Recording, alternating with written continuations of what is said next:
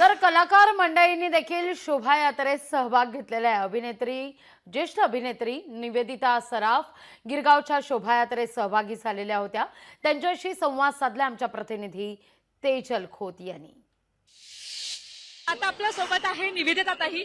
निवेदिताताई, खूप छान दिसताय, खरं तर खूप मस्त दिसताय। शोभायात्रेत याआधी कधी सहभागी झालेल्या आहात का? यंदा पहिल्यांदा सहभागी झालात? सहभागी पहिल्यांदा होते, पण मी मुळात गिरगावातली आहे। मी जाऊबावड इथे राहायचे, माझा जन्म तिथला, त्यामुळे माहेरी आल्यासारखं वाटतंय। सगळे जुने दिवस आठवतात हे बघून। पाडवा आणि सण हा असाच साजरा केला गेला पाहिजे। मराठी भाषेला यावर्षी अभिजात मराठी भाषेचा दर्जा मिळाला आणि त्यानंतर आपला पहिला पाडवा आपण साजरा करतो। मराठी भाषाच मुळात अभिजात दर्जा मिळाला याबद्दल आपल्या पंतप्रधानांचे आणि सगळ्यांचे खरं पहिले आभार।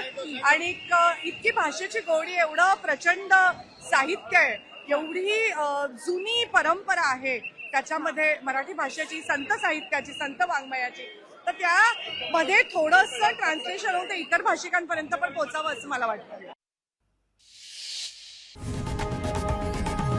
लोकशाही मराठी ऐका, पहा, जागरूक रहा।